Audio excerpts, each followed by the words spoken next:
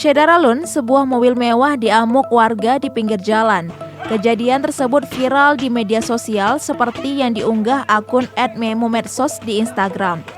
Dalam video tersebut, mobil mewah itu rusak parah karena diinjak oleh warga. Dalam keterangan video tersebut, diduga mobil mewah tersebut merupakan pelaku tabrak lari yang menyebabkan beberapa kendaraan rusak parah. Untuk saat ini, pengemudi sudah diamankan di Mapolsek Kasihan, Bantul.